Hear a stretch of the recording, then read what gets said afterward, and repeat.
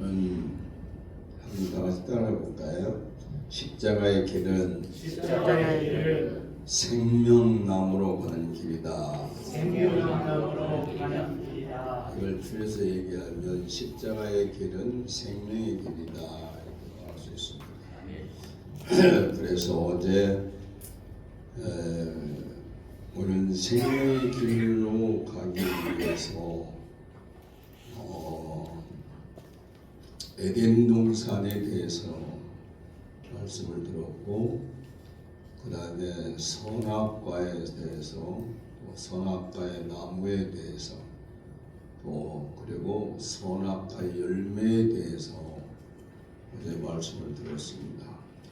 오늘은 이 본문 말씀에 있는 대로 그가 그의 손을 들어 생명나무 열매도 따먹고 영생할까 하노라 하시고,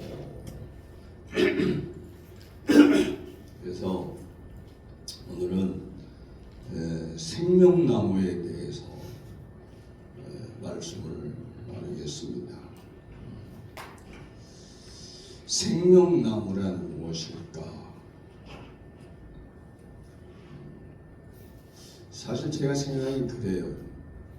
이건 우리 기독교인들만 아니라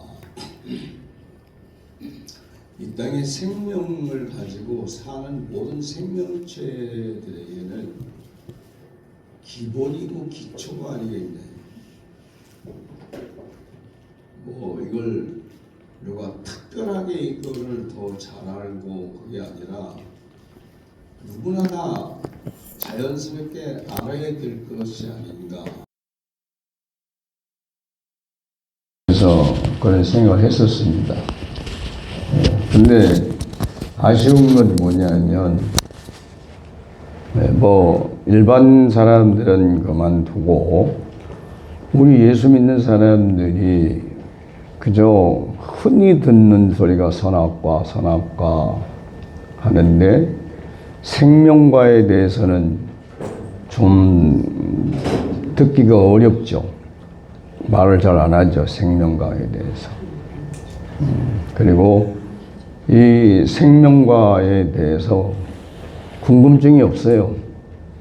사람들이. 꽤 많이 들어다니는 사람인데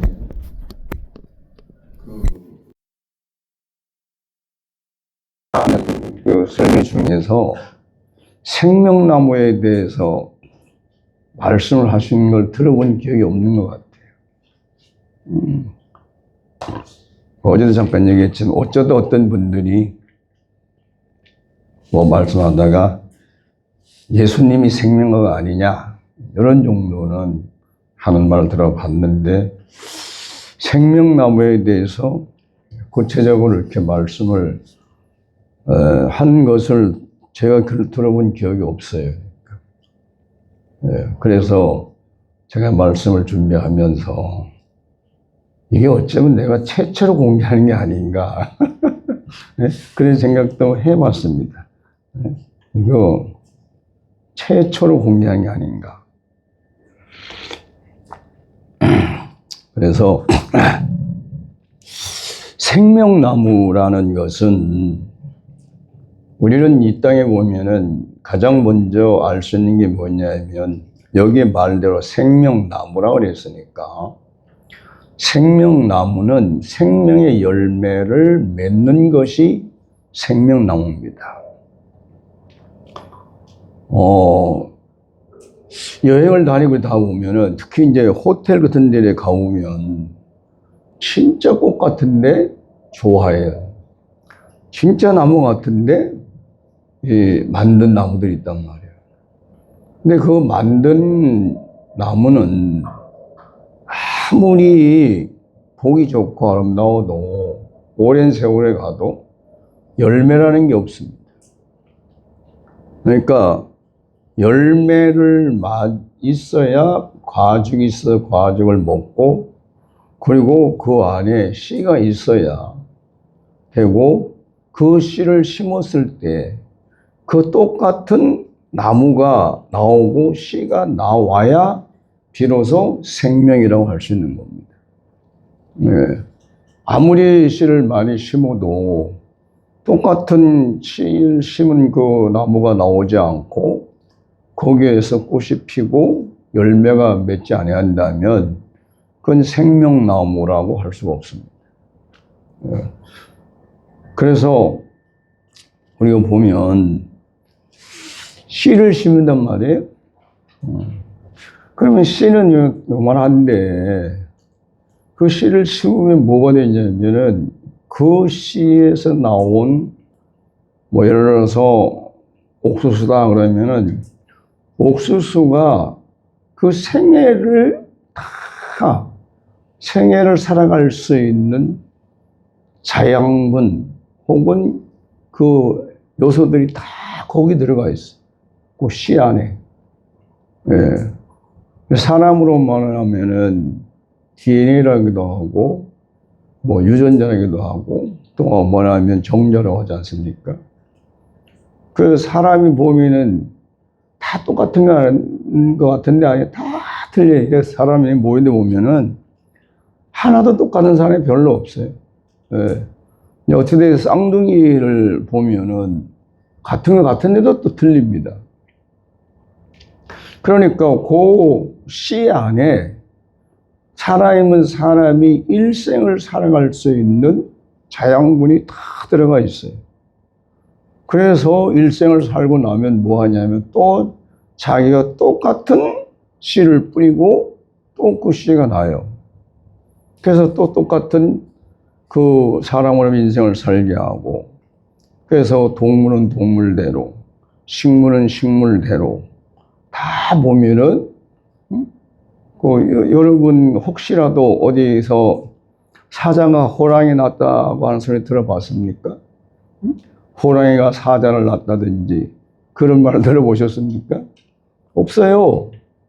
그저 사자는 사자를 낳았다고. 그래도 이제 그 동물 중에 사람들의 인기를 차지하는 게 뭐 판단과 팬단과 곰이 그 얼마나 사람들에게 그 사랑을 받습니까? 근데 그 곰은 그 곰이 새끼를 낳아야 그 팬다가 나오지 다른 건 안 된단 말이에요. 그러니까 생명은 결국은 생명의 열매를 맺어야만이 생명나무라 할 수 있다는 것이죠. 그래서 엊그제도 잠깐 얘기했지만 아무리 최첨단의 과학을 발전을 시켜도 그건 지식이죠. 그러니까 지식일 뿐이라는 말은 뭐냐면 사람들의 살아가는데 유용하게 편리한 기계들은 많이 만들어 놓을 수 있습니다. 그렇다고 해서 지식이 사람을 만들지는 못하잖아요. 그러니까 한마디로 말해서 지식은 지식일 뿐이다라는 말을 할 수 있어요. 그래서 이걸 왜 얘기를 하냐면 그만큼 생명은 존귀하다는 거예요. 네, 이걸 우리가 얘기하는 거예요. 자, 우리 사람은 말입니다. 생각에 따라서, 여하에 따라서 좀 다릅니다. 이제 우리는 기독교인들은 하나님 그럽니다. 하나님. 근데 이제 우리는 기독교 측면에서 유대교를 이어받아서 나왔기 때문에 하나님 그러죠. 근데 사실 하나님은 어디에 사투리라고요? 평양 사투리라 했잖아요. 원래 우리나라 말로 하느님이 맞는다 말이에요. 하느님. 그래 이제 제가 예수를 믿기 시작해서 성경에 하나님인데 하나님이라는 말이 너무 좋은 거예요. 근데 애국가를 먹게 하느님이 보아서 그러고 천주교에 이래 보니까 그것도 하느님 그런단 말이에요. 그것 때문에 또 혼동이 왔었어요. 하나님에 대한 호칭이. 근데 여러분 이건 참고적으로 얘기하는데 하나님의 가장 원시적인 이름은 한번 따라해 볼까요? 알입니다. 알자 밑에다 미음. 이게 원시적 이름이에요. 그래서 우리가 기독교에서 뭐라 했냐면은 기독교는 깨닫는 종교다라는 말을 한 이유가 거기 있는 거예요. 뭘 깨달아요? 하나님을 깨달아가는 거예요. 그러니까 원래는 우리가 뭘 했냐면 하나님을 점점 깊이 더 차원 높게 더 알아가야 되거든요. 그래서 이제 우리가 그 신학적 설에서 이런 말을 쓰거든요. 아담의 속성을 쓰다가 하나님의 속성이라는 말을 쓸까 말까 하다가 써요. 어떤 사람은. 왜? 감히 하나님을 속성이라고 할 수 있겠냐. 이렇게 해서 학자들 속에 그거 같은 이제 좀 분란이 있죠. 근데 이걸 조금 내려오면 아담의 속성이라는 말을 쓰는데 사실은 그건 학술적인 용어지 실제는 아담의 성분인 거예요. 예수의 속성이라는 말을 쓰지만 실제는 예수님의 성분인 겁니다. 그래서 우리가 뭘 하냐면 내가 지금 아담의 성분을 받아서 그 아담의 성분으로 사는 건지 아니면 내가 예수의 성분을 받아서 예수의 성분으로 사는 것인지 이거를 한번 생각해 봐야 되는데 바울 사도는 로마서를 쓰면서 5장에 뭐라 했습니까? 아담과 예수를 정확하게 구분 얘기하잖아요. 아담 안에 있는 자는 다 범죄이고 사망의 왕으로 타고 예수 안에 있으면 은혜와 은사와 의로움으로 왕으로 탄다. 생명의 왕으로 탄다. 그 부분은 정확히 갈라져 있어요. 내가 지금 아담의 안에서 아담의 성분으로 살면 결국은 죄고 멸망이란 말입니다. 그리고 내가 예수 안에서 예수의 성분으로 살면 그러면 영생이고 영원한 생명이 우리의 왕으로 탄단 말이에요. 그래서 보편적 기독교인들이 내가 지금 예수 안에 있는지 아담 안에 있는지 생각 안 해보고 살아요. 그냥 열심히 살면 되는 줄 알거든요. 그렇지는 않단 말이죠. 그거 마찬가지로 오늘 우리가 한 번쯤은 생각을 해봐야 돼요. 뭔 생각? 나는 과연 생명나무에 속해 있나? 왜 그러냐면 내가 생명 안에 속해 있지 아니하면 그러면 분명히 어디에? 지식 안에 속해 있단 말이에요. 그 지식은 뭐 우리 다 아는 거지 아닙니까? 결국은 멸망이에요. 없어진다면 지식은.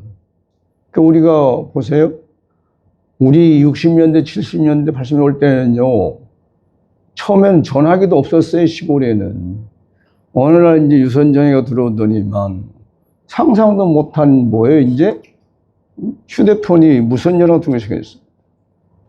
유튜브를 보니까 앞으로는 지금까지는 기지국을 누가 더 많이 세우냐 해서 그 통신사들이 돈을 벌었는데 이제는 기지국이 없이 그냥 저 우주에서 인공위성으로 그냥 내려버리니까 이제 핸드폰은 집에 두고 이 워치만 들고 다니면 모든 업무를 볼 수 있게끔 되더라고요. 보니까.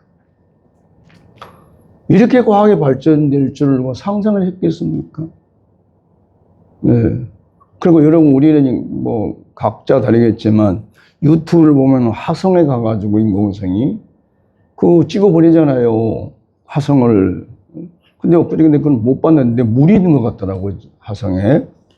그 며칠 전에 이렇게 보니까 못 봤는데 그러니까 우리가 한 과학이 어느 정도 발전된 겁니까? 이 지구에 앉아서 상상도 못한 화성에 가서 뭐 목성도 가고 있고 다 지금 거기서 사진을 찍어서 일로 보내면 여기서 그거를 다 사진을 보고 앉았단 말이에요. 이게 여러분이 60년대, 70년대 할 때 상상 말이 되는 겁니까? 말이 안 되는 거잖아요. 근데 지식은 그렇게 발전해 간 거예요. 근데 생명은 어떻게 될지 발전하는 게 맞는지 발전 안 하는 게 맞는지 모르지만 근데 생명 놔두고 사람은 창세기 3장 때나 지금 똑같습니다. 안 변했어요.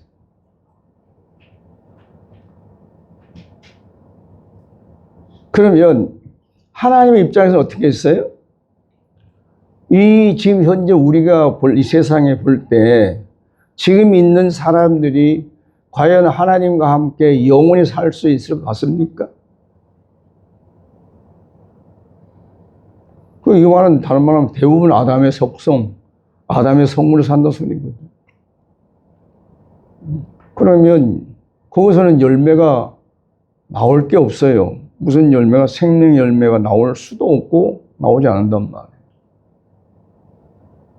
그래서 내가 아주 싫어하는 말이 종교입니다. 그래서 내가 계속 종교는 안 된다는 말을. 종교는 뭡니까?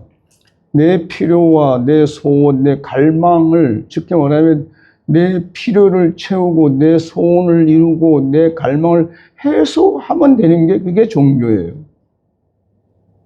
그래서 우리는 그걸 다르게 말하면 내 문제, 육신적인 문제, 무슨 문제 해결하면 그걸로 내가 하나님 믿는다고 그러는데 하나님은 그런 거에 별 관심이 없어요. 그럼 뭐냐? 우리가 예수님처럼 영원히 하나님과 살 수 있는 그 생명의 열매가 필요한 거예요. 그걸 원하고 있는 것이지. 그것 때문에 이런 것도 저런 것도 육신적인 거, 물질적인 거, 세상적인 거 이런 것을 다 하나님이 부여하고 그 속에서 우리가 생육하고 번성하도록 만들어 놓은 것이지. 네?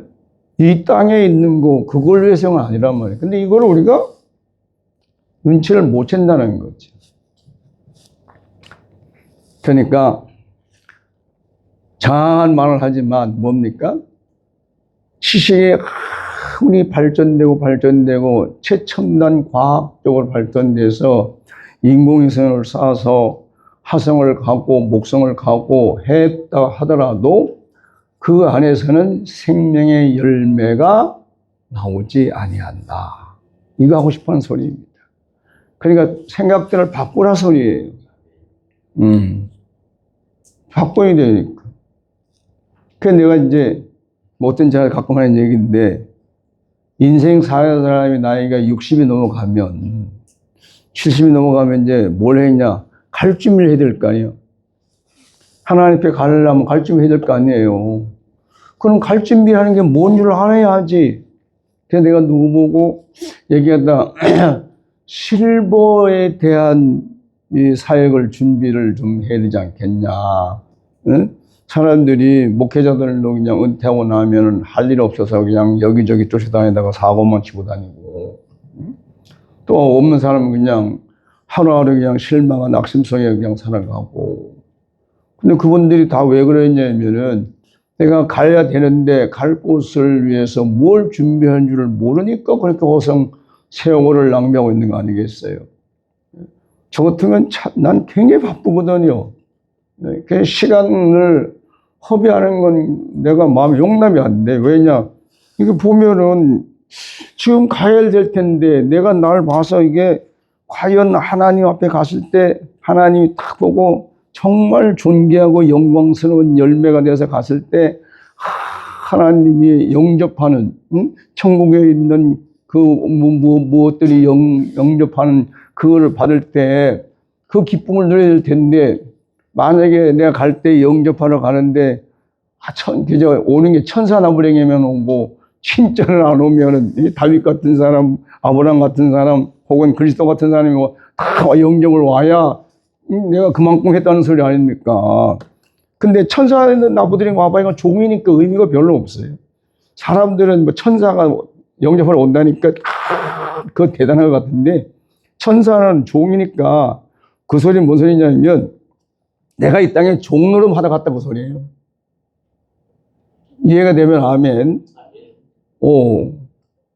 아들 노릇을 하고 아들 상속자 노릇을 하고 아들에서 그리스도 역할을 하다 살다 가야 그 대우를 받아서 영접을 나올 텐데 겨우 하는 게 산다는 게 그냥 종으로 살았으니까 뭐 종이 영접 나올 수밖에 없지. 근데 그것도 뭐 대단한 걸 생각합니다. 나도 몰랐을 때는 그것도 대단한 줄 알았죠. 근데 알고 보니까 그 별거 아닌 거라 천사가 나오는 거예요. 여러분도 기왕이면 다윗이 영접이 나오고 기왕이면 아브라함이 영접이 나오고 기왕이면 그리스도께서 영접 나오는 그런 복을 받으시기 바랍니다. 네. 그 준비를 잘 해야죠. 자, 생명에는 생명나무에 뭐가 있냐면 씨가 있습니다. 모든 생명은 씨가 있습니다. 그래서 우리는 그리스도가 그냥 온 걸 생각했는데 예수님이 그냥 어째도 온 걸 생각했는데 예수님은 그냥 오신 게 아니라 하나님의 모든 전적인 계획과 그 목적과 그 모든 어떤 설계 속에서 온 거예요. 기획 안에서. 그냥 어느 날 갑자기 온 게 아닙니다. 그래서 여기서 이제 창세기 15장에 보면은 하나님이 아브라함에게 뭐라 했냐? 씨를 주신다. 그렇게 얘기합니다. 여호와 사자가 하늘에서 두 번째 아브라함을 불러 이르시되 여호와께서 이르시기를 내가 나를 가리켜 맹세하노니. 이거 하나님이죠. 하나님이 자기 자신을 가리켜 맹세하는데 내가 즉 아브라함 네가 이같이 행하여 네 아들 내 독자도 아끼지 아니하였은즉 즉 우리가 이제 잘 아는 대로 모리아 산에서 이제 번제로 드렸단 말이에요. 드리려고 하니까 진짠가 가짠가 하나님이 보다가 진짜 같으니까 위에서 칼로 내리치려고 하니까 아 진짜구나 하고 그냥 얼른 아브라함아 소리를 지르고 해서 저것도 옆에서 봐봐라. 그러니까 그 양이 뿔에 걸려 있는 걸 가지고 있어서 그거 갖다가 이제 번제를 드린 다음 얘기란 말이야. 내가 이같이 행하여 내 아들 내 독자도 아끼지 아니하였은즉 내가 내게 큰 복을 주고 내 씨가 크게 번성하여 하늘의 별과 같고 바닷가의 모래와 같게 하리니 내 씨가 그 대적의 성문을 차지하리라. 또 내 씨로 말미암아 천하 만민이 복을 받으리니 이는 내가 나의 말을 준행하였음이니라 하셨다 하니라. 여러분 우리가 이게 하나님과 우리 관계에서 오해하는 부분들이 있어요. 뭐냐면은 야곱이 하나님 나를 축복해 주면 내가 11조를 드리겠나이다 하는 이거를 우선시해 가지고 축복받은 다음에 11조를 하려고 그러는데 하나님은 그게 아니 원칙이 아닙니다. 내가 뭔가를 하나님 앞에 드려야 먼저 그걸 보고 하나님이 역사하시는 거예요. 예. 그러니까 여러분 성경이라고 해가지고 무조건 그거 따라가면 손해보는 경우가 많습니다. 이게 기억 나오시게 말씀드렸는데 야곱은 그 사람의 보고 뭘 발견하냐면 나도 야곱 같구나 하는 까다로운 건 좋습니다. 왜냐하면 야곱은 어떻게 했냐? 어머니 리브가를 통해서 하나님이 약속을 하잖아요. 그 하나님의 언약, 축복의 언약을 인위적인 방법으로 이루려고 산 사람이에요. 그래서 고생을 많이 합니다. 근데 그게 좋다고요. 다 그렇게 따라가려고 합니다. 깨달으시면 그렇게 하지 마시기 바랍니다. 아브라함처럼 사시면 이게 정상적이에요. 그러니까 독자를 드렸더니만 정말 마음먹고 제단을 쌓고 거기에서 사람 묶어놓고 칼로 내려치려고 할 때는 그때는 이미 이제 다 드린다는 거 아닙니까? 하나님이 믿고 이 복을 주는 건데 여기서 계속 뭐라 해요? 내 씨가 그러니까 아브라함은 해당 사항이 없어요. 여기에. 근데 그러면 이삭이 언제 뭐 천하 만민이 복을 받을 그 짓도 없고 없어요. 그냥 야곱도 아니고. 이게 이제 3대를 계속 약속해 오잖아요. 근데 이스라엘 역사성의 천하 만민이라는 말 무슨 말입니까? 온 세계 인류가 복을 받을 만한 인물이 없었어요. 그냥 이스라엘 국한됐지. 근데 이제 예수님이 오고 나니까 보니까 이 말이 이제 드러난 거예요. 예수님은 천하 만민이 복을 받는 사람이 되었습니다. 그러면 사람들 보통 제사함 그러잖아요. 근데 제사함이 아니고 그건 나중이고 모든 사람이 예수님으로부터 시작해서 하나님의 아들이 될 수 있었다는 거예요. 이게 누구든지 주의 이름을 부르는 자는 구원을 얻으리라는 말이 그 말입니다. 그러니까 예수 이름을 부르기만 하나 보면 언젠가는 자기가 하나님의 아들인 줄 알게 되고 믿게 된다 이 말이잖아요. 그러니까 예수님 이후에 또 유명하고 위대한 훌륭한 사람들이 많이 나왔지만 뭐는 안 되냐면 예수님처럼 하나님을 아버지라고 부르는 사람들이 없어요. 그러니까 여기서 뭐예요? 하나님이 약속이잖아요. 여기서 하는 말이 하나님이 이르시되 여호와께서 이르시되 내가 나를 가리켜 맹세하노니 하나님 스스로 맹세하신 것이지. 내가 이같이 행하여 내 아들 내 독자가 낚이지 아니했은즉 내가 내게 큰 복을 주고 내 씨가 크게 번성하여 하늘의 별과 같고 바닷가의 모래 같게 하리니 내 씨가 이 말을 보면은 얼른 보면은 아브라함 씨 같은데 사실은 하나님의 씨를 준다 이 소리 아닙니까? 하나님의 씨를 아브라함을 통해서 아브라함 후손을 통해서 온 것이 이제 마리아와 요셉을 통해서 나타난 거 아닙니까? 그러니까 우리는 그냥 예수님이 즉흥적으로 와서 된 거라 생각해서는 안 됩니다. 그리고 이 씨가 오기 위해서는 이스라엘 역사를 시작하는 그래서 마태복음 1장에 뭐라니까 아브라함과 다윗의 자손 예수 그리스도의 계보라. 족보란 말이에요. 족보. 근데 그 족보를 왜 기록했냐? 근데 이 족보가 보면은 묘해요. 묘한 게 뭐가 있냐면 남자들은 그냥 남자식이 내려오는데 여자분들이 있죠. 거기에 보면 누가 나옵니까? 가장 먼저 나오는 여인이 있는데 기생 라합이에요.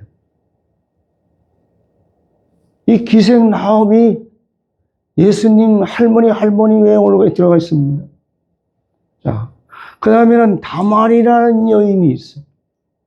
유다의 며느리. 이것도 지금 여인을 생각하면 말도 안 되는 여인이잖아요. 자, 그 다음에 룻이라는 여인이 있어요. 룻도 누굽니까? 롯이 어디에서 뭘로 생각이 안 나네. 응? 고모라. 소돔 고모라 땅에서 피해가가지고 산에 갔잖아요. 예? 가가지고 큰 딸하고, 하고 작은 딸을 이렇게 해가지고 낳았는데, 모압과 암몬 자손이에요. 그들은 이스라엘 총에 들어갈 수 없는 사람들입니다. 근데 그 여인이 누구? 다윗의 할머니야.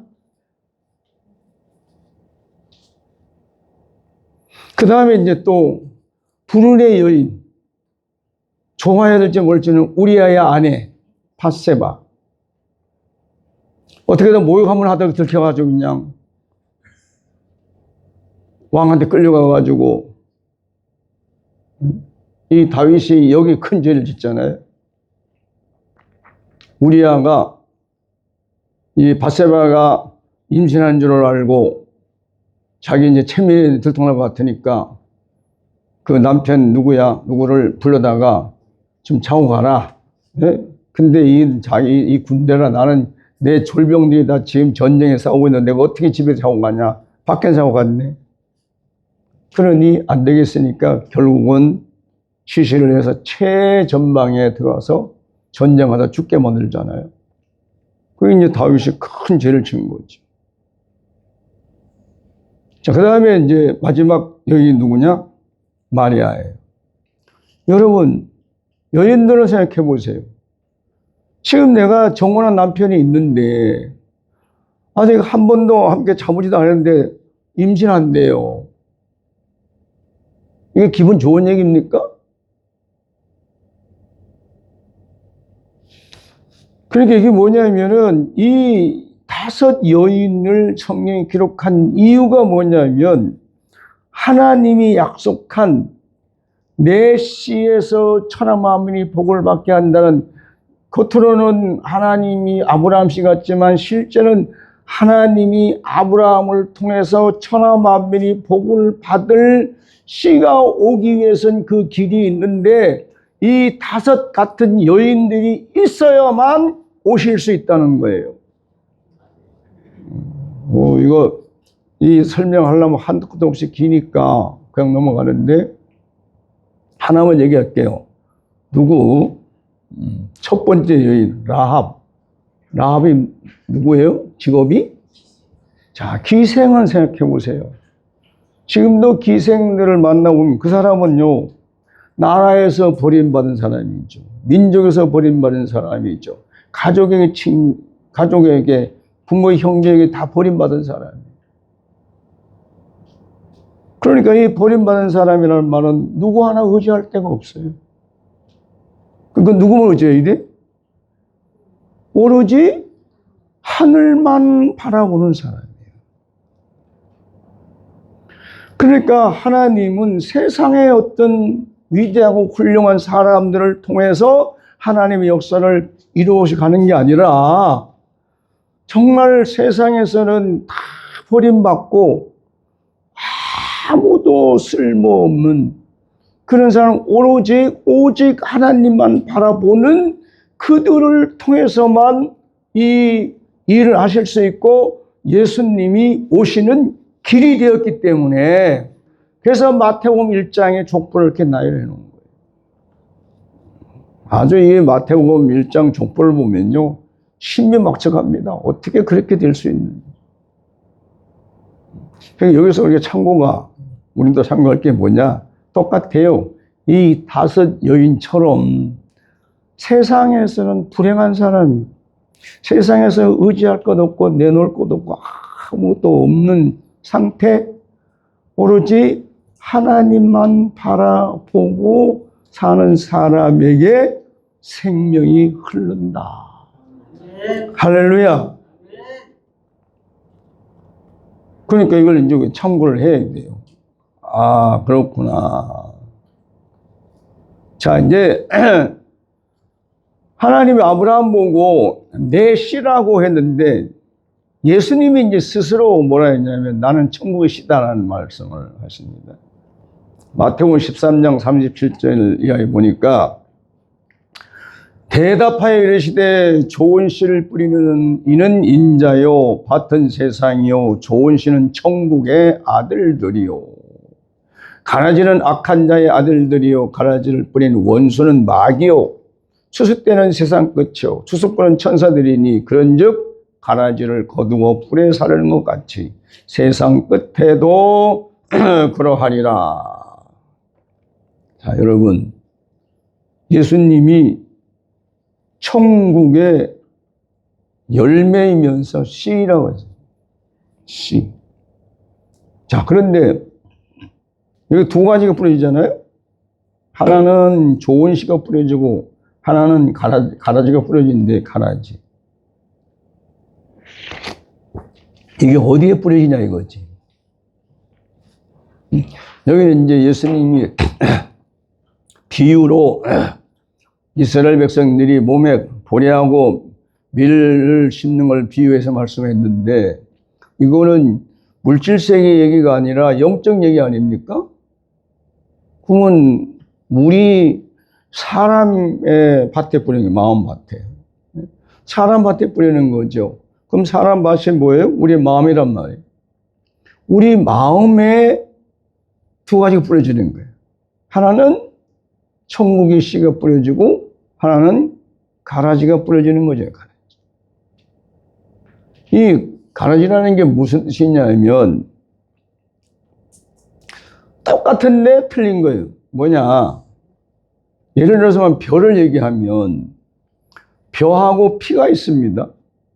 제가 어릴 때 아버지랑 논매로 가서 논 이제 멜 때 요거는 피고 요거는 모다. 논 매다가 피가 있으면 뽑아라. 그런데 한참 봐도 앞만 봐도 이게 피가 피고 이것이 모 같아. 근데 딱 뽑아 놓으면 아버지한테 혼나. 왜? 피를 뽑아야 되는데 모를 뽑았으니까. 많이 혼났습니다.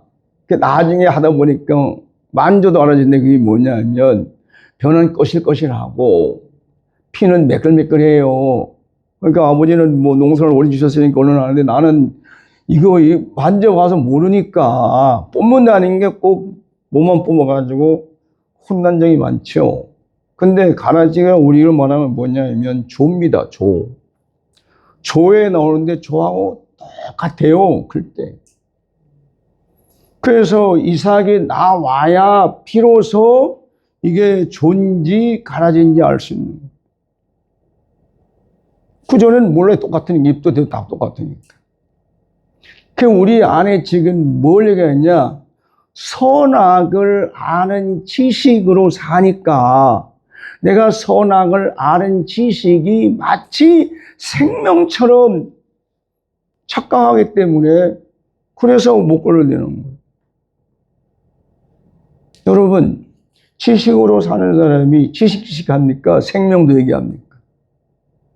네? 지식만 얘기해요? 생명도 얘기해요?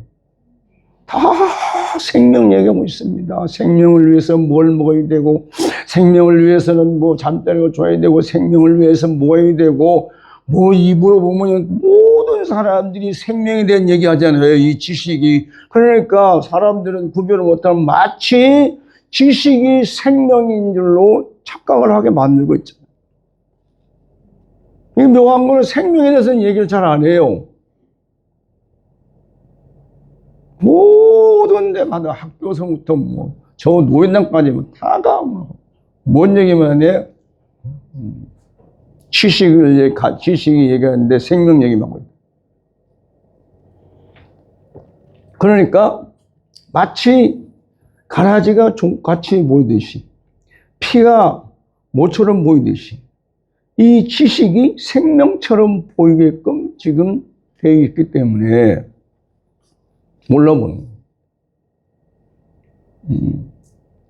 그래서 여러분, 우리가 내 안에 지금 가라지가 있는지 없는지, 가라지가 뭔지를 알아야 뽑든지 말든지 할 거 아닙니까? 그게 누가 하는 말이, 그러면 제자들 누가, 그럼 가라지를 뽑으면 되지 않습니까? 하니까 놔둬라. 왜? 지금 가라지 뽑다가 잘못하면 곡식도 뽑을 수 있으니까. 이 말은 뭔 말입니까? 그만큼 가라지가 강하다는 얘기예요. 여러분, 우리가 선악을 아는 지식이 우리에게 얼마나 큰 영향을 주고 있습니까? 여러분, 여기 앉아 계신 분들 중에서 오늘부터 핸드폰 사용하지 마세요 그러면 그냥 예 하고 그냥 순종할 것 같습니까? 못해요. 무슨 이유를 갖다 붙이든지 핸드폰을 나는 사용해야 된다고 그러지. 그러니까 핸드폰도 지식의 결과 아니에요. 지식의 결과. 그래서 우리 마음밭에, 누구 마음밭에? 내 마음밭에 가라지가 뭔지, 곡식이 뭔지, 즉 생명나무 열매가 뭔지를 우리가 스스로 분별을 해야 되는 거예요. 그런데 좀 아쉽지만 요즘 일반 교회에서 주일날, 수요일, 저녁 다 말씀 들어가지고는 내 안에 가라지가 뭔지, 곡식이 뭔지 분별을 할 수가 없어요. 그러니까 내 마음밭이 잡초밭인지도 모르고 곡식밭인지도 모르고 지금 열심히 신앙생활을 한다 하고 있는 거. 여러분들은 각자 자기 마음밭에 가라지가 뭔지 또 곡식이 뭔지를 분별할 수 있는 은사가 임하기를 축원합니다. 이런 은사가 와야 돼요. 분별을 해야 된단 말이에요. 그러니까 이 하나님은 역사를 보면 아브라함부터 시작했지만 그 씨가 결국은 아브라함에서 이루어지는 게 아니라 이 마리아와 요셉 시대에 와서 이루어지더라는 이 말씀. 그러니까 예수님을 보고 우리는 이제 그러잖아요. 아까도 얘기했듯이 생명나무다, 생명과다라는 말을 한다는데 왜 예수님을 보고 한번 따라합시다. 그냥 예수님은 생명나무다. 뭘 보니까 예수님이 생명나무냐 하면 십자가에 죽고 장사되고 부활하신 모습을 보니까 그러니까 그 생명나무라는 걸 알 수 있는 거예요. 더 정확한 건 뭘까요? 예수님이 십자가에 죽고 부활하셔서 승천하신 모습을 보니까 아, 이분은 생명나무였구나. 그 부활하신 그 자체가 생명나무의 열매였구나. 근데 이것은 그냥 예수님이 가버리면 예수님 혼자 하늘을 가버리고 나서 그 다음에 일이 일어나지 않으면 그 생명나무라고 말할 수가 없어요. 그럼 그 다음 뭘 보니까 예수님이 생명나무입니까? 뭘 보니까? 네? 성령하고 틀리고. 무슨, 그게 그 열매인데 어떤 열매? 아까 서두에 했어요. 자, 다시 설명해 주겠습니다. 열매 안에는 과육이 있고 그 안에 뭐가 있다고? 씨가 있어야 돼요. 온전한 씨가 떨어져야 온전한 싹이 나는 겁니다. 예수님이 그냥 부활하셔서 열매로 그냥 가버렸다면 그러면 아닐 수도 있어요. 근데 아까 여기 있잖아요. 예수님이 뭐요? 인자는 좋은 씨를 뿌린다. 천국의 씨를 뿌렸단 말이에요. 씨 뿌림을 했단 말이에요. 그 씨를 뿌려서 났어. 그게 뭐예요? 예수님이 천국의 씨를 뿌렸다면 천국의 씨가 난 것이 뭐입니까? 네? 그렇지. 제자들이고. 제자들이 처음에는 유대교의 아주 추종자들이기 때문에 감히 여호와 하나님을 바라보고 아버지라고 할 수 없던 사람들이 어느 날 갑자기 하나님 아버지 하더라는 거지. 그때부터 씨가 떨어집니다. 사람들에 의해서. 그래서 오늘 우리도 하나님을 보고 뭐라 그래요? 아버지. 이걸 보니까 예수님은 생명나무에 이면서 생명의 열매고 생명의 씨였다는 것이 누굴 보고 증거가 되는 거예요? 오늘 나를 보고 그래서 예수님은 참 생명나무고 참 생명나무의 열매고 참 생명나무의 씨였다. 할렐루야. 네. 그 다음에는 어떻게 해야 돼? 내가 생명나무가 되어야 되고, 내가 생명나무의 열매가 되어야 되고, 내가 생명나무의 열매에서 온전한 열매가 되면 그 안에는 온전한 씨가 있다는 거예요. 씨. 그리고 여러분, 우리가 이 종교 생활을 해서는 이런 걸 꿈도 안 꿔요. 그러니까 여기 있는 여러분들만이라도, 저와 여러분들만이라도 생명나무의 삶을 살면서 생명나무의 열매를 열어서 참씨, 온전한 씨가 되기를 축원합니다. 이게 내 생각엔 굉장히 큰 복 같은데 아멘 하는 게 별 큰 복이 아닌 것 같아. 시원찮아 어떻게.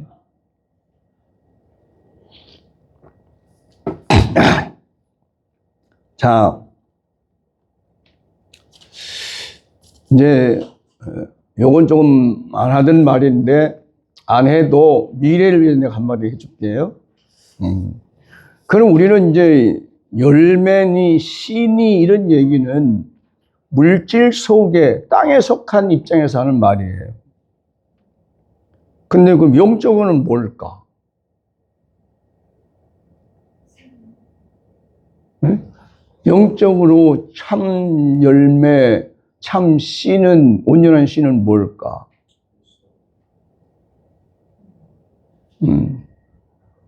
왜냐하면 우리가 이 땅에 사는 거는 언제 가든지 가서 거기서 살아야 되니까 그 열매가 돼 가야 되고 그 씨가 떨어져야 된단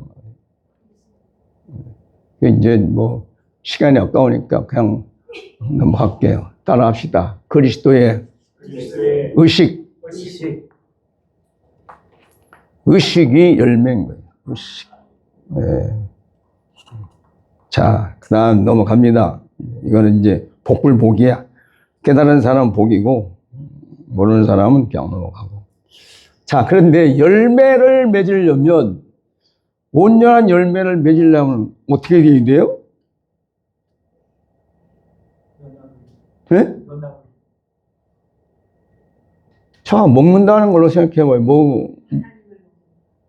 근데, 먹는데, 열매를 맺으려면 먹어야 될까요? 먹고 마셔야 잘할 거 아니에요? 그래서 예수님이 요한복음 6장에 뭘 했냐? 오병이어의 기적을 일으킨단 말이에요. 그 오병이어의 기적이 뭐냐면, 자, 보리떡 5개하고 고기 2마리 아닙니까? 그 기적이 무슨 얘기냐면, 예수님 자신이 보리떡 같은 것이라는 거예요. 누구나 옛날에도 어떻게 했냐면 잘 사는 집은 밀 가서 빵을 만들어 먹었는데 가난한 집은 보리개떡을 먹어야 된단 말이에요. 그러니까 가난한 아이도 먹을 수 있고 보리떡도 배고프면 부자도 먹을 수 있잖아요.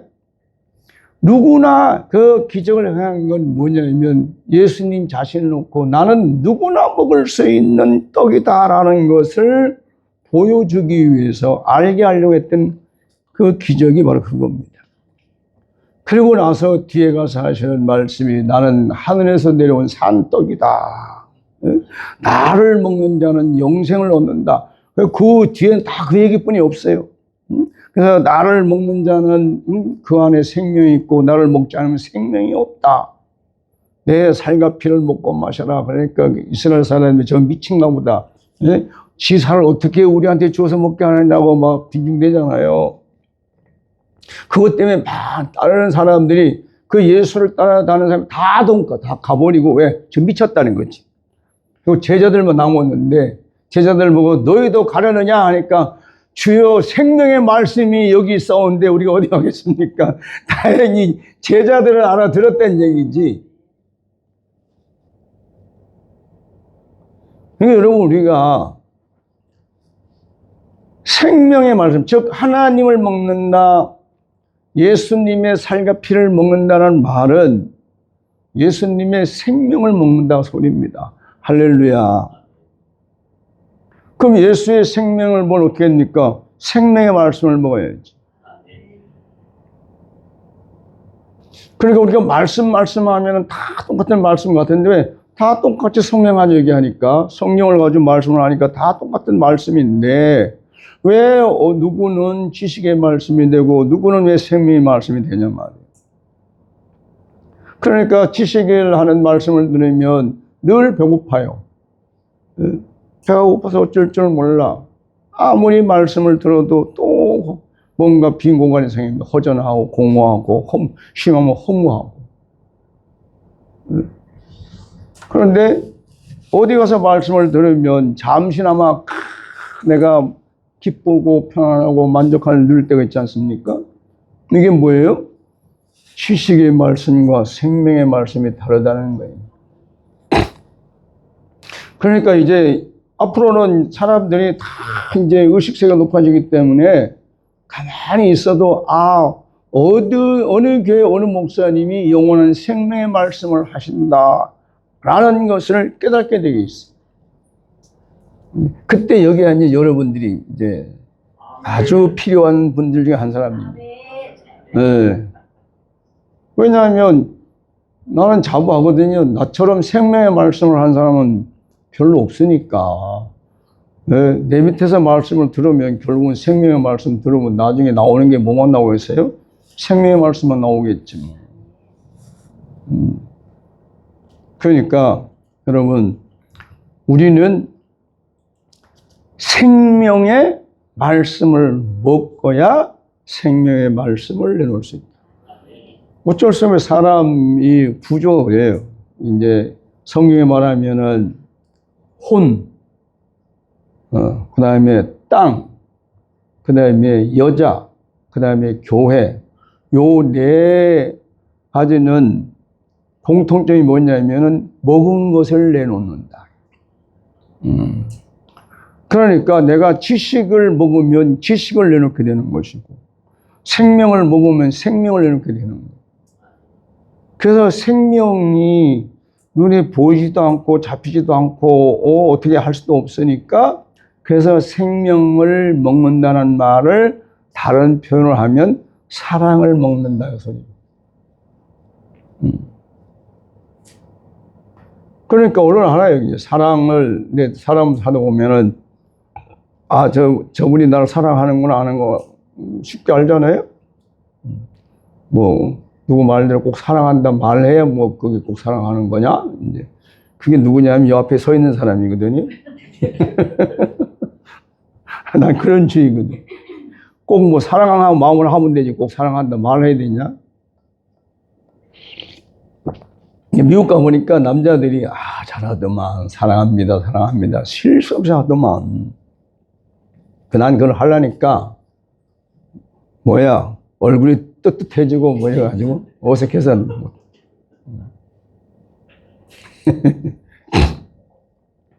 근데 이제 진짜 우리가 사랑하는 것이 어디에 언제 하냐면 마음과 마음이 통할 때입니다.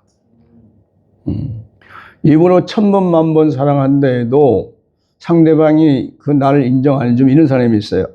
내가 얼마나 당신을 사랑하는데 왜 사랑을 안 받아주느냐, 몰라주느냐 이렇게 말하는데 그런 분은 입으로만 해서 그래요. 머리로만 한 사람이에요. 마음으로는 안 갔죠. 진짜 사랑은 마음으로 간대요. 그래서 여러분, 우리가 하나님을, 예수님을 이제 먹는다는 말은 육신적인 세상적 입장에 한 말이고, 영적으로 말하면 흡수한다는 겁니다. 마신다는 거예요. 그러니까 어떻게 했냐면은 마시면 뭘 먹냐면은 우리가 뭐 여기서 땅에 먹듯이 콩 먹고 밥 먹고 뭐 밥 먹고 그런 줄 알았는데 그게 아니라 따라합시다. 근원적으로는 하나님 아버지 마음을 흡수하는 거고 그 다음은 사랑이다. 네. 근데 사실은 하나예요. 뭔 소리냐. 하나님의 마음을 내가 막 흡수하면 나도 모르게 하나님 나를 이렇게 사랑하시네. 이렇게 돼. 네. 다 경험 있죠? 그 이제 듣기 좋게 사람도 결국은 육신적인 겁니다. 원래 하나님은 존재 자체가 사랑이에요. 사랑 덩어리예요, 하나님. 사랑 덩어리이기 때문에 뭐 그냥 사랑하고 안 하고 없고 그냥 하나님 스치기만 하고 우리가 느끼는 거지. 근데 진짜를 느끼려면 하나님 마음하고 내 마음하고 오고 가면 뭐 이건 이제 어찌 감당할 수 없는 일이라는 거예요. 제가 처음에 80년 1월 11일 성령 먹고 나니까 세상 거 다 한 것도 부러운 게 없는 오로지 하나님만. 나 그게 몰랐는데 나중에 알고 보니까 그게 내가 하나님을 향한 사랑이었어. 사랑하는 사람은 그 한 사람뿐이 안 보이잖아요. 나 그렇게 지금까지 살아왔어요, 덕분에. 그러니까 우리가 이제 뭐냐, 예수 그리스도를 먹어라, 예수에 대해 살과 피를 먹고 마셔야 된다. 이 말은 생명을 먹는다는 말이고, 생명을 먹어야 생명을 살 거 아닙니까? 그래, 예수님이 하신 말씀은 내가 생명이니까 너희들 생명을 먹고 생명으로 살아라. 그러면 나와 같은 예수님 같은 생명의 열매를 맺을 수 있다라고 이 메시지를 전해준 내용이 말씀이 이거예요. 그러니까 우리는 생명의 말씀을 먹기 위해서는 모든 걸 정리를 해야 돼. 아주 이거는 꼭 해야 되는 것 아니면 정리를 해야 돼. 그러니까 우리가 그러잖아요. 세상 사람들 보면 다 바쁩니다. 앉아서 텔레비 보는 사람 아무것도 안 하고 텔레비만 보고 앉은 사람도 가보면 바쁘다 그래요. 내가 볼 때는 전혀 아닌데 바쁘다. 그게 왜 바쁘냐니까 프로그램에 어디 방송에 뭐 나오고 어디 방송에 뭐 나오고 어디 방송에 뭐 하고 드라마가 몇 개 나오는데 그거 다 기억해가지고 그거 보려니까 진짜 바쁜 거예요 보니까. 여러분 낚시하는 사람이 바쁘냐 안 바쁠까요? 낚시도 바쁘대요. 난 이해를 못했어요. 바쁘다면 왜 저 바쁘다 그러나. 근데 어느 날 장인이 낚시 가신다 그래. 태어나려 해서 낚시 따라 갔지 않습니까? 이 어르신이 낚싯대를 9개를 놨는데 많이 잡으려고 9개를 놨는데 보니까 나는 낚시를 해가지고 미끼를 낄 줄 몰라요. 옆에서 이제 보고 앉았는데 그거 9개에 미끼를 가는데도 엄청 바쁘더만. 그날 결국은 한 번에도 못 잡았어요. 그게 나 쳐다보고 미안하니까 어쩔 줄 몰라 했는데, 여러분, 내가 이 말을 왜 하냐면 다 바쁩니다. 그러니까 바쁜 거 쫓아다니다 보면은 정작 해야 할 일을 못한다. 즉, 영원한 생애의 말씀을 못한다고 소리입니다. 못 먹으면 안전하고, 못 먹으면 열매를 못 맺습니다. 이건 어려운 말 아니잖아요.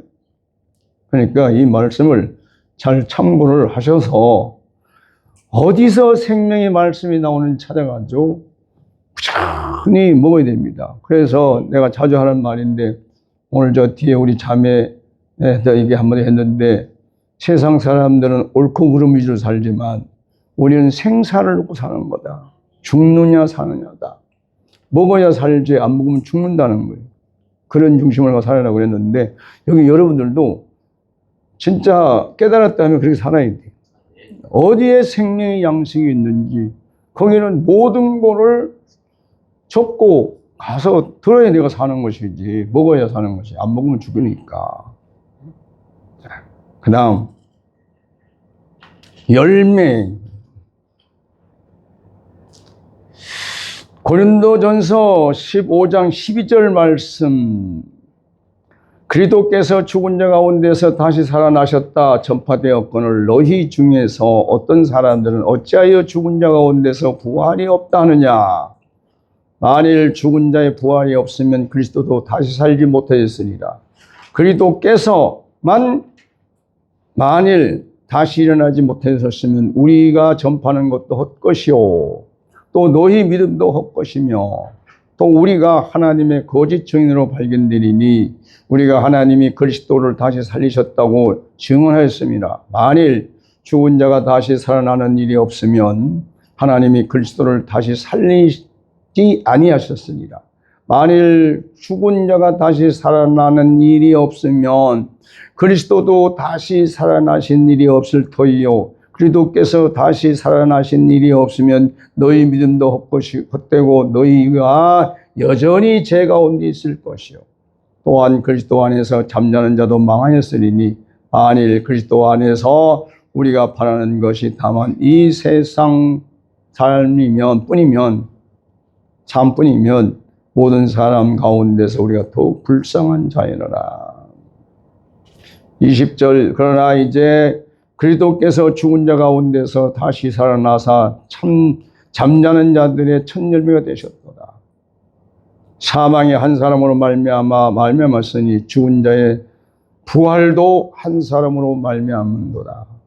아담 안에서 모든 사람이 죽은 것 같이 그리스도 안에서 모든 사람이 삶을 얻으리라. 할렐루야.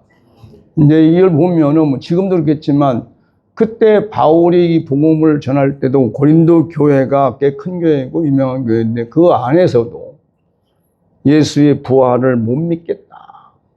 어떻게 사람이 부활이 되느냐. 이것이 논쟁이 많았다는 얘기죠.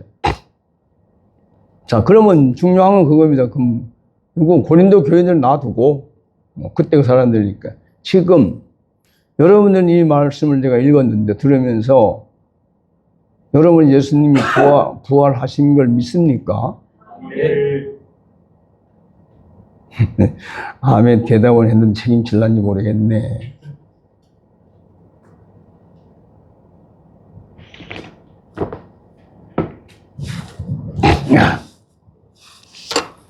우리는 예수님의 부활을 보고 무엇을 생각해야 되냐면 사람이 삶이 육신만 사는 것이 아니라 우리 영원한 생명을 사는 세계도 있다는 것을 깨달아야 됩니다. 네. 그러니까 이제 죽은 자 가운데 부활하신 것만 자꾸 주장하니까 이것이 뭐 역사적으로, 과학적으로, 현실적으로 이해가 안 되거든요. 왜냐하면 제자들 중에서도 뭐 예수님이 부활한 현장을 봤습니까? 예를 들어서 말하면, 병아리가 결혼 속에 있다가, 어미다 가고 둘이 서로 병아리는 밑에서 똑똑 쫓고 또 어미다가 똑똑 쫓고 하는 때 그때 껍질이 딱 벗어지면서 병아리가 삐약하고 나오는 거 보듯이 예수님이 무덤 가운데서 일어난 그 현장을 본 사람이 있습니까? 아무도 없어요. 부활한 후에 나타나실 모습을 본 거지. 그렇기 때문에 말이 많았다는 거예요. 그럼 우리는 지금 2000년이 지났는데 우리는 어떻게, 그 당시에 돌아갈 수도 없고, 우리가 어떻게 믿어요? 또 만약에 예를 들어서 우리 주변에 죽은 자 가운데서 살아나는 사람이 가끔, 바깥엔 말고 예수 믿는 사람들 중에서라도 죽었다 살아나고, 그래서 그냥 몸은 땅에 있든지 말든지 그 생명, 누구처럼? 엘리야처럼, 에녹처럼 가는 걸 보면, 그럴 텐데, 그런 사람이 없는데 어떡해요?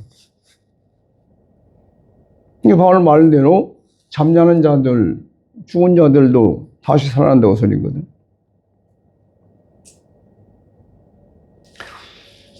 이걸 할 얘기는 시간상 그렇고, 결론을 얘기하면 그렇습니다. 12사도 중에 하나는 그냥 죽었고, 나머지 11사도가 있는데, 그들이 예수님을 보고 부활의 열매라는 말을 쓴 사람이 없다는 거예요. 누구만? 바울만 쓴 말이에요. 바울이 왜 이 말을 하게 되는가 생각을 해보니까 바울 스스로 그랬죠. 내가 내 몸 안에 있는지 내 몸 밖에 있는지 모르는데 자기를 안 하고 누가 그랬다니까. 그래서 가는데 삼층천을 가봤다는 얘기지.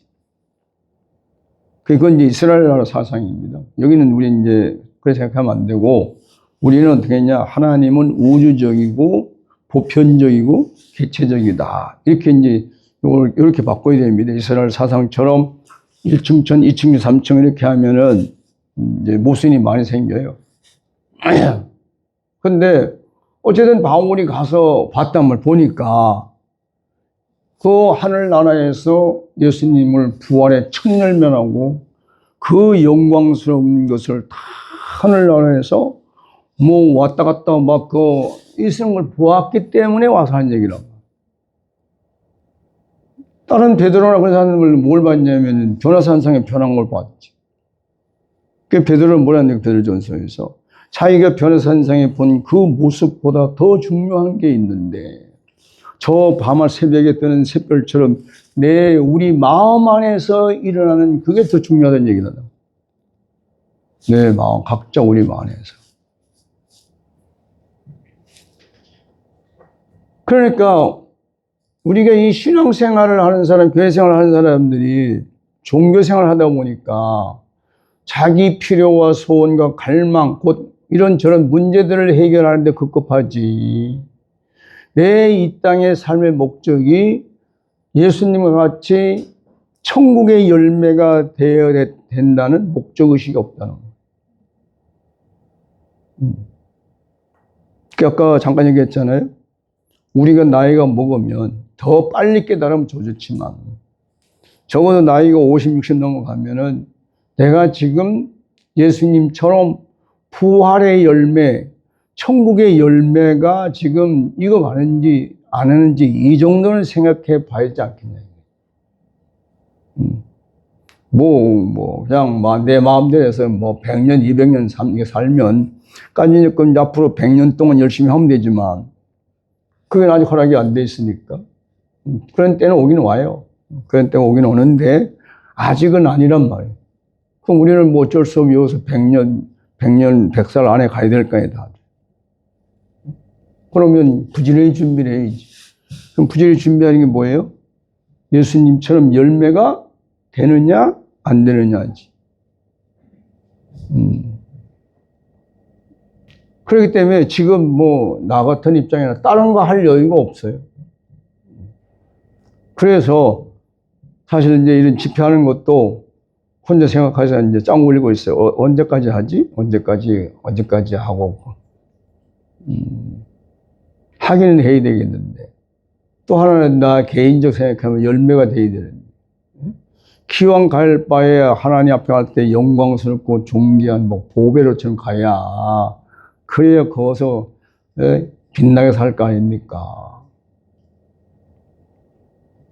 근데 이게 바울이 이렇게 다 해놨는데도 왜 이 말을 전하지 않고 이 말을 안 하는지를 이해가 안 돼. 자, 그 다음에 뭐라 했습니까? 그러나 각각 자기 차례대로 되리니 먼저는 첫 열매인 그리스도요, 다음에는 그가 강림하실 때에 그리스도에 속한 자요, 그 후에는 마지막이니 그가 모든 통치자와 모든 권세와 능력을 멸하시고 나라를 아버지 하나님께 바칠 때라. 그가 모든 원수를 발 아래 둘 때까지 반드시 왕노를 하시리니 맨 나중에 멸망받을 원수는 사망이니라 그랬어. 그러니까 다 하나씩 차례대로 가게 돼 있어요. 바울 얘기한다. 그럼 이게 누굴 두고 하는 소리인데, 죽는 걸 얘기하는 겁니까? 열매를 얘기하는 겁니까? 열매를 두고 하는 소리 아니겠어요? 그러니까 여러분, 오늘 이 말씀을 들으면서 내가 이제는 삶을 바꿔야 되겠구나. 다른 말로 하면 의식 전환을 해야 되겠구나. 어떻게 바꾸냐? 어떻게 전환하느냐? 지금까지 내가 그냥 내 멋대로 내 마음대로 내가 선악을 아는 지식 속에서 살았지만, 이제부터는 내가 예수님으로부터 생명의 씨를 받고 그 생명을 가지고 내가 자라야 되고서 열매를 맺어야 되겠다는 그 목적으로 바꿔주기를 축원합니다. 바꿔줘야 돼요. 그리고 예수님이 천국의 씨를 뿌리고 하듯이 여기 있는 저와 여러분도 천국의 씨를 뿌려 봐야 될 거 아니에요? 응? 뿌리다 가야 될 거 아니에요? 거두는 건 그 다음 누가 거두더라도. 원래 그래서 어디 시편에 어디 보면 씨를 뿌리는 자와 거두는 자가 함께 기뻐한다는 말씀. 그 지금 우리가 씨를 뿌려 놓으면 나중에 같이 거둘 때 기뻐할 수도 있겠는데, 그 여기 보면 밑에 가면 뭐라 했냐면 우리를 수확하는데 천사들이 수확하게 돼 있어요. 그러니까 이 말은 뭔 말이냐면 씨는 우리가 뿌리는데 천사들이 수확하니까 뿌린 자하고 거두는 자 천사들 같이 기뻐한다, 그 소리죠. 응? 그러니까 우리는 잊어버리더라도 하나만 생각해야 됩니다. 따라합시다. 예수님은 생명나무다. 이거는 잊으면 안 돼. 예, 이거를 부지런히 내가 입으로 시인하고 큰 소리로 막 부르짖고 해서 내가 인식이 되고 믿어져야 그때부터 생명나무를 향하는 내 마음이 생기고 소원이 생기고 그래야 내가 열매를 맺어서는 먹어야 되고 먹고 살아야 된다는 논리가 내 안에서 그냥 만들어지는 겁니다. 예. 그냥 여기서 듣고 아 그렇구나 그렇게 하고 가면은 잊어버리면 끝입니다. 그러니까 여러분 예수님은 생명나무니까 나도 생명나무가 돼요. 예. 그래야 생명나무가 되어야 생명의 열매를 맺을 수 있기 때문에 그렇습니다. 그게 우리의 최종적인 영광의 축복이기 때문에 그렇습니다. 그래서 이런 복을 먼저는 여러분들 자신이 누리고 그 다음은 여러분 주변에 있는 사람들에게 이 복을 나눠줄 수 있기를 바랍니다. 기도하겠습니다. 하나님 우리 아버지, 이 땅에 수많은 사람들이 있습니다. 그런데 선악과가 무엇인지 생명과가 무엇인지를 관심 없이 사는 사람들이 많습니다. 하나님, 선악을 아는 지식의 열매인 선악과를 먹으면 멸망이고 생명나무의 열매를 먹으면